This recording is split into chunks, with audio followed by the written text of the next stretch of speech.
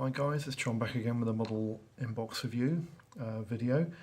Today I'm doing an inbox review on a very commonly modelled model, but not a very commonly modelled model of it.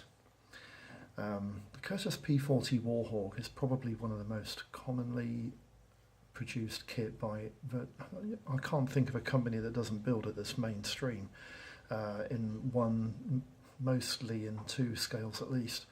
But the company I'm building a P40 from today is Revell, and the kit itself is the 144 scale micro wing series. Originally it was called the 144 series because the aircraft kits were built to 144 scale, but I'm pretty sure that they were originally a Japanese company that Revell accommodated when they purchased maybe this company. The company logo on the original boxing was a company called Goizo Sanyo, or Gunzi Sanyo I think they were called, and it was originally released in 1973 alongside this kit, which was released in 1973, and this is actually the subject boxing of the kit that I've got. I've got one of the original releases, although the kit is in really the box is in really bad condition, but there's not a lot I can do about that. It is quite an old kit. Now the Gunzi Sanyo kit release was in a box similar to this. This is the Lodego release, which was released in Spain and most of the Spanish-speaking countries in the West. And this kit was released in 1974, so you're going on another year further on. Sorry, the pictures aren't fantastic, but there's not a lot I can do about it. The images of some of these pictures were horrendous. 1974 went to 1984 when Revell released this version of the kit in this box, similar box to the Lodego release, but this kit was released in Japan and a lot of other Asian countries as well as America and of course Europe. Again, it's the original kit from 1973, but was just re-released 11 years later, and the modern boxing of this kit, which is now under the Micro Wings label, is in this blue style boxing, where Revell seem to release a lot of their models in some form of blue style box.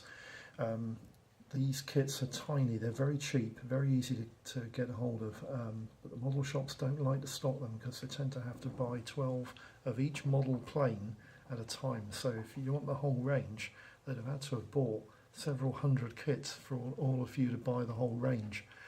I'll leave you with a nice image there of an underside of the same P40 that was doing an aerobatic show, and I'll just peel the camera down to what we have here. I'm going to a slightly different format today for an inbox review because of the amount of models there are available in options.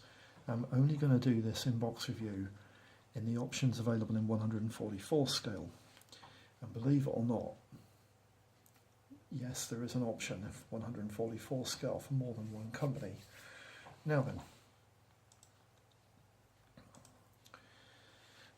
the box itself, this is the original release box from 1973, and as you can see, the box itself is not in very good condition, but it is a number of years old. And when I take the bag out and have a look at the bag, I've never opened this bag, and I probably won't need to open the bag to show you the parts and everything inside, because basically that's it. That's it, full stop. You've got a little decal sheet in there, which is, there's not many decals on there, but they're not in bad condition. I have built several of these before.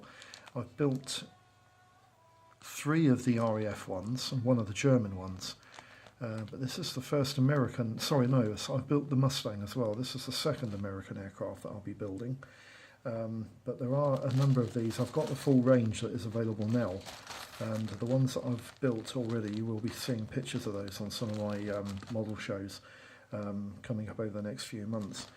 But basically, I'll just bring this close into you so you can see them, and I'll go through the plans in a minute. You've got a nice plaque there that goes on the stand, which is marked Warhawk, and you can see there's a number 25. This originally was the 25th model in the series, and I'll go through the original series and what's available now.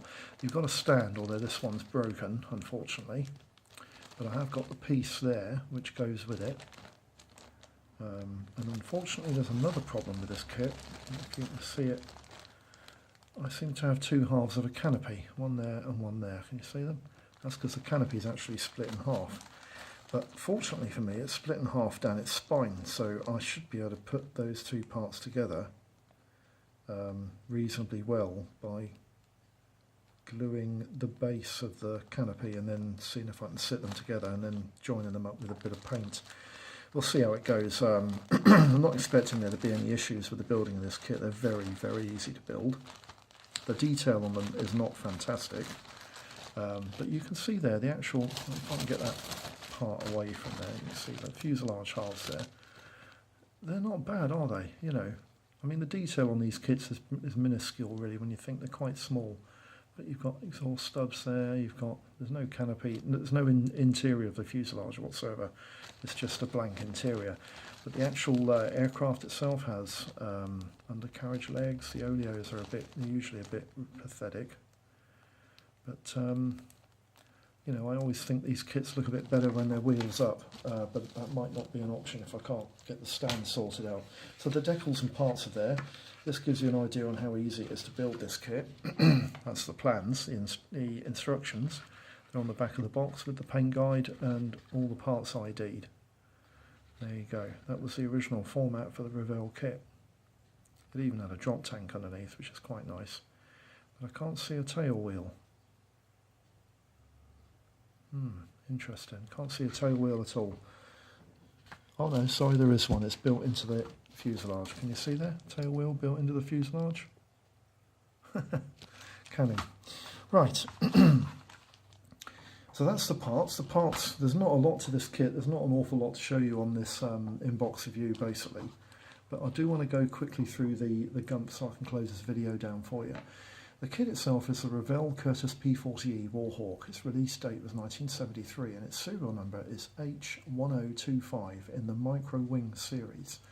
It's moulded in 1/144 scale and the kit comprises 13 parts on a grey plastic sprue and 2 parts and 1 clear plastic sprue, plus a loose clear part, totaling 13 parts in all. Which of course isn't true. It's 16 parts in all, isn't it? So you get 13 grey parts, 1 on one sprue, 2 clear parts on another clear sprue, which is a stand, and then you've got the loose canopy. That's 16 parts total. There are decals for one version from the United States Army Air Force, and the options and costs are few, but there are a few. Do you know what I mean? AFV Club probably do the best rendition in 144th. I've had a look at the sprues on this kit. I haven't actually got the model, but I wouldn't mind getting it. It's actually a really, really nice model with probably a couple of options because they look like there's some optional parts in there as well. But the quality of the mould on the AFV Club kit is really, really good. And that model retails between £10 and £12. The RE P40N, the AHM P40N and the Crown P40N are all moulded from the Crown model, which in the RE rendition retails for between £5 and £6. In the AHM and the Crown renditions, it retails between £3 and £5. The Revell kit is an interesting one because you can buy the new release for around about £4, £4.50 sometimes. But in second-hand, guys, it usually retails between £5 and £18, depending on the quality of the box, the age of the release, and whether it's complete or not. The other kits from the World War II 144 scale range, now the Micro Wings range, this is really interesting because the original range released incorporated 12 Japanese aircraft, which I'll talk about those in a minute. But basically, kit number 1 was the Nakajima B5N Kate, you know, the naval dive bomber that was used in Pearl Harbor. The Aichi D3A1 Val makes up the second kit, which was the dive bomber. The Kate was a torpedo bomber. The third kit was the Yokosuka D4Y1 Judy, and the fourth kit was the Kawanishi N1K2 Shiden. The fifth model was the Nakajima Ki-43 Hayabusa, and the sixth model was the Nakajima Ki-44 Tojo. The 7th model was the Kawasaki Ki-61 Hein, or Tony, and the 7th model was the Kawasaki Ki-61 Hein. Sorry, the 7th model was the Nakajima Ki-84 Hi8, sorry about that. The 9th model was the Mitsubishi A6N2 Zero, and the 10th model was the Mitsubishi J2 M3 Raiden. The 11th model was the Kawanishi N1K2J Shinden Kai, and the 12th model was the Nakajima C6N2 Mert. Now, in the modern release ranges, which are now called the Micro Wings, these are kit numbers 13 to 28. The kit's subjects are number 13, the Supermarine Spitfire Mark 1A, 14 is the Hawker Hurricane Mark 1, 15 is the Hawker Typhoon Mark 1B, and 16 is the Hawker Tempest Mark 5. 17 is the Messerschmitt ME109E, 18 is the Focke-Wulf FW190A, 19 is the Junkers Ju-87B Stuka, and 20 is the Messerschmitt ME262A. 21 is the North American P51B Mustang, 22 is the Republic P47D Thunderbolt, 23 is the Vought F4U1D Corsair, 24 is the Grumman F6F Hellcat, 25 is the Curtiss P40E Warhawk, 26 is the Grumman F4F Wildcat, 27 is the Douglas SBD Dauntless, and 28 is the Bell P39Q Air Cobra. Conclusions. Well, this entire range of kits are very good for testing methods out and ideas, but are also good for dioramas as they are small enough to incorporate on bases with ease. The Jap section of the range, however, seems to be no longer available, and the origin seems to be in question as they appear not to be original Revell moulds. The kits are very easy to assemble, they're suitable for younger children and novice builders, and they're quick in the making and very cheap and reasonably accurate. So I would recommend them. Will probably not to experienced modelers, as the FV Club kits are in a different league, but otherwise, yes, why not? I've enjoyed building the ones I've built so far, but I think that they look better wheels up on their stands and may consider that for my future Revell Micro Wings builds. As I said before, I don't have any of the Japanese variants because they don't seem to be available, and the ones that are second hand are horrendously priced. They're usually about 15 quid. And for the size of the kit and the detail and quality of the model, I don't personally think it's worth it, but if you wanted to have the full set, you would need all of the Japanese planes as well. And they were originally released in this style of box with a yellow border. They would just have Japanese aircraft inside them. As I said also, I have built some of these micro wing kits before. I've built the Spitfire Hurricane and the Typhoon.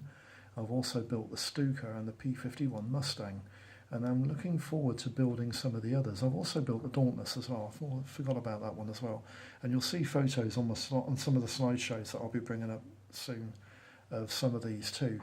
They're not terrible kits. They're not as obviously as good as 72nd scale models, but they're enjoyable to build, and they're very quick in the making, and they go together very easily, and they are, as I said, reasonably accurate. So I would recommend them to especially novice and younger children, and I would recommend them to collectors who fancy something a bit unusual. So that's the inbox review. I hope this video has been of some use. I've now got 96 subscribers, and I'm waiting for another 4 to join, and then I'm hopefully going to be doing an announcement for a video project and giveaway. So I'll be going through that once the 100th subscriber signs in. So with that, that's this video closed. I hope you've enjoyed the video. I hope you've got something out of it, and maybe, I don't know, maybe one day you might fancy building one of these tiny little fun plane builds. So I'll see you for the next video. Thanks for watching. Bye bye for now.